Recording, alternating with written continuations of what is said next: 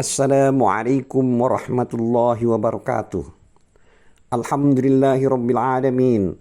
Wassalatu wassalamu ala asrafil mursalin Sayyidina Muhammad wa ala alihi wa sahbihi ajma'in. Amma ba'du.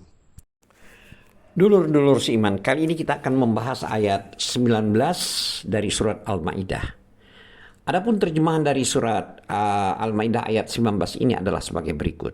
Artinya, wahai ahli kitab, sungguh Rasul kami telah datang kepadamu, menjelaskan syariat kami kepadamu ketika terputus pengiriman rasul-rasul, agar kamu tidak mengatakan, tidak ada yang datang kepada kami, baik seorang pembawa berita gembira maupun seorang pemberi peringatan. Sungguh telah datang kepadamu pembawa berita gembira dan pemberi peringatan. Dan Allah Maha Kuasa atas segala sesuatu. Demikian terjemahan dari ayat 19 surat Al-Maidah. Terkait dengan ayat ini, Allah Ta'ala berfirman terhadap ahli kitab dari kaum Yahudi dan Nasrani, bahwasanya dia telah mengutus kepada mereka rasulnya, yaitu Nabi Muhammad SAW, sebagai penutup para nabi. Tidak ada nabi dan rasul setelah dia, karena dia adalah nabi penutup. Allah Ta'ala berfirman yang artinya ketika terputus pengiriman rasul-rasul.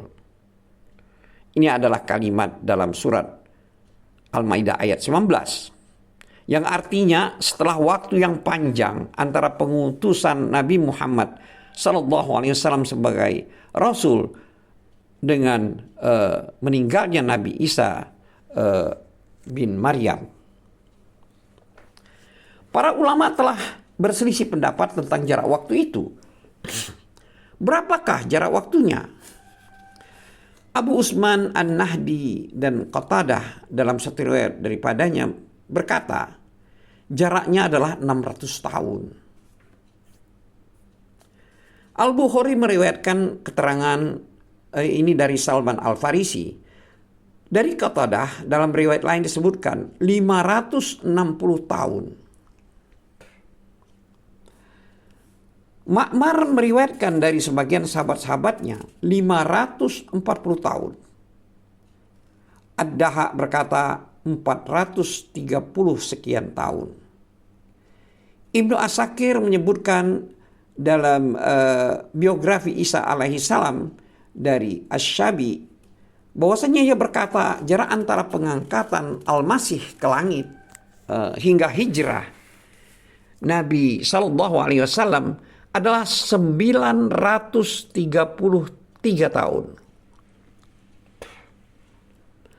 Pendapat yang masyhur adalah yang pertama, yaitu 600 tahun. Di antara ulama ada yang berpendapat 620 tahun. Tidak ada perselisihan di antara kedua jarak tersebut. Karena ulama yang mengatakan pendapat pertama maksudnya adalah 600 tahun Samsiah. Dan ulama lain tahun Komariah. Dan jarak antara setiap 100 tahun Samsiah itu samalah jarak antara Komariah sekitar 3 tahun.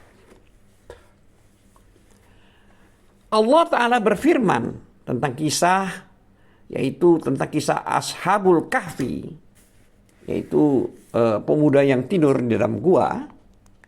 Ini tercantum dalam surat Al-Kahfi ayat 25, yang artinya, dan mereka tinggal dalam gua selama 300 tahun dan ditambah 9 tahun. Di sini maksud daripada ayat tersebut yaitu tahun Komariah.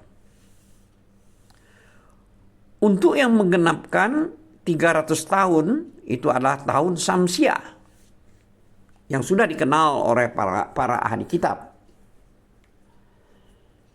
Jarak antara Isa bin Maryam yang merupakan akhir nabi dari keturunan Bani Israel dengan Muhammad sebagai penutup dari para nabi keturunan Adam secara mutlak adalah sebagaimana yang terdapat dalam keterangan yang berasal dari Abu Hurairah dalam Sahih Al-Bukhari, bahwasanya Rasulullah SAW bersabda, yang artinya sesungguhnya manusia paling utama adalah aku, dan tidak ada antara aku dengan dia, yaitu Isa, seorang nabi. Keterangan ini merupakan bantahan terhadap orang yang mengklaim bahwa telah diutus setelah Isa ada seorang nabi yang bernama Khalid bin Sinan, sebagaimana yang telah diriwayatkan oleh Al-Qudai dan selainnya. Adapun maksud ayat di atas adalah Allah Ta'ala telah mengutus Muhammad SAW ketika terputus pengiriman rasul-rasul dan manusia jauh dari jalan kebenaran. Banyak terjadi perubahan-perubahan dalam agama, dan banyak tersebar penyembah-penyembah berhala, api, dan salib. Maka diutuslah Nabi Muhammad SAW. Dia adalah sebaik-baik nikmat. Kebutuhan untuk itu adalah perkara yang menyeluruh, sebab kerusakan telah mengglobal ke seluruh negeri. Sikap melampaui batas dan kebodohan telah tampak pada diri manusia, kecuali sedikit saja orang yang berpegang teguh dengan sisa-sisa warisan agama para nabi terdahulu. Di antaranya adalah Rabi Yahudi, pendeta Nasrani, dan Asyabi'in, yaitu para penyembah bintang.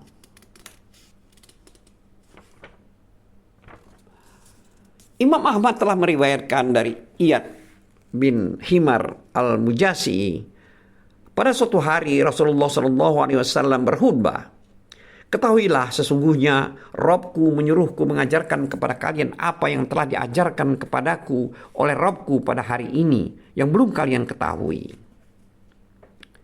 Allah telah berfirman, yang artinya, setiap harta yang aku berikan kepada seorang hamba adalah halal. Sesungguhnya aku telah menciptakan hamba-hambaku semuanya berada di jalan yang lurus. Lalu mereka didekati oleh syaitan untuk membelokkan mereka dari agama mereka, dan untuk mengharamkan apa yang aku halalkan kepada mereka, dan untuk menyuruh mereka mensekutukan aku dengan sesuatu yang tidak aku beri kekuasaan. Sesungguhnya Allah Azza wa Jalla melihat penduduk bumi, lalu Allah membenci mereka, baik orang Arab maupun non-Arab, kecuali sebagian ahli kitab. Lalu Allah berfirman, sesungguhnya aku mengutusmu hanyalah untuk mengujimu dan untuk menguji umat manusia dengan terutusmu. Aku turunkan kepadamu kitab yang tidak terbasahi oleh air, yang kamu baca ketika tidur dan ketika terjaga. Sesungguhnya Allah menyuruhku untuk membakar kaum kafir Quraisy. Lalu aku katakan, ya Rabb, kalau aku membakar mereka, mereka akan memecah kepalaku. Kemudian mereka meninggalkan kepalaku begitu saja bagaikan roti.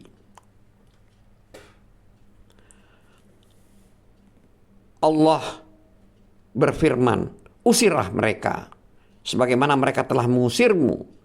Perangilah mereka, maka kami akan membelamu.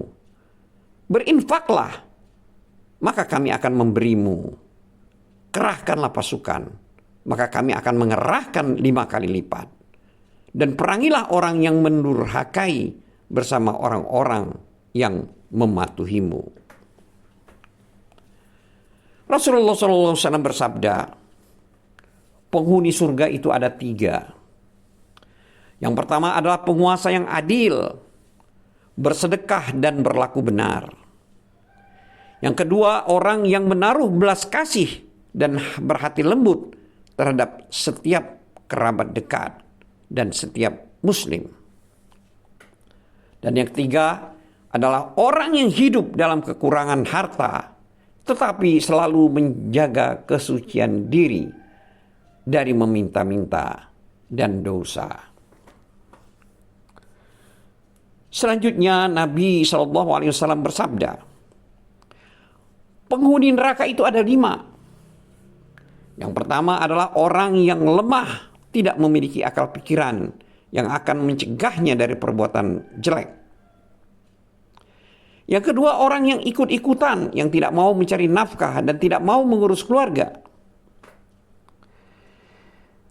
Yang ketiga adalah pengkhianat, yang tidak ada hal-hal yang sekecil apapun melainkan dia hianati.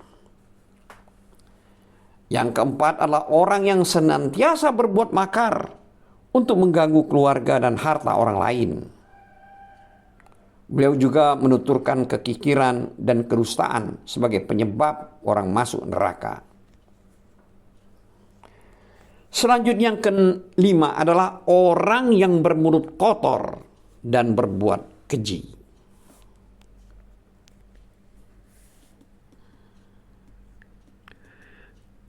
Dulur-dulur iman, maksud dari sabda Nabi SAW yang artinya sesungguhnya Allah Azza wa Jalla melihat penduduk bumi, lalu Allah membenci mereka, baik orang Arab maupun non-Arab, kecuali sebagian ahli kitab.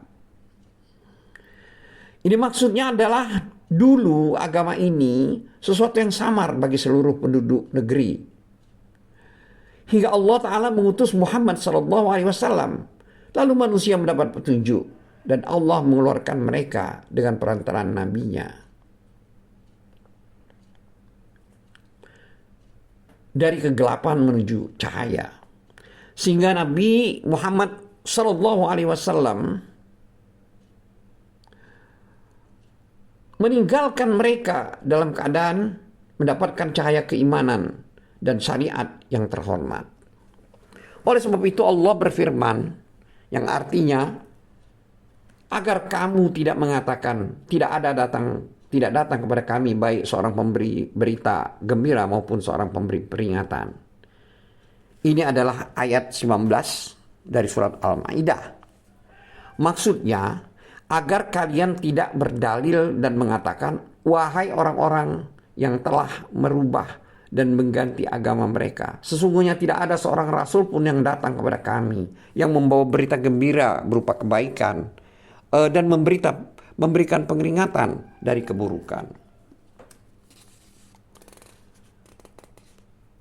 Selanjutnya firman Allah dalam ayat 19 surat Al-Maidah terdapat kalimat, sesungguhnya telah datang kepadamu pembawa berita gembira dan pemberi peringatan.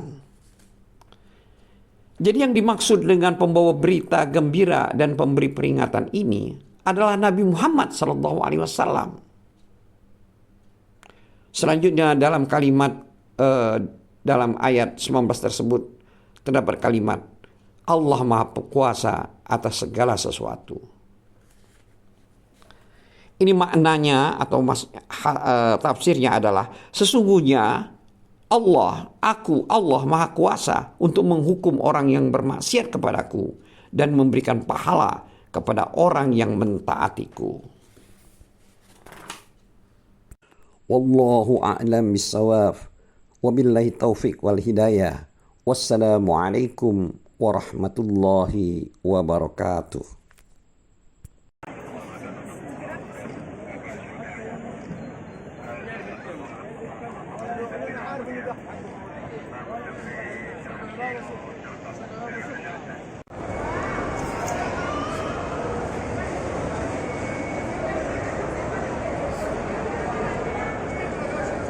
Mau lihat itu dan yang di sana.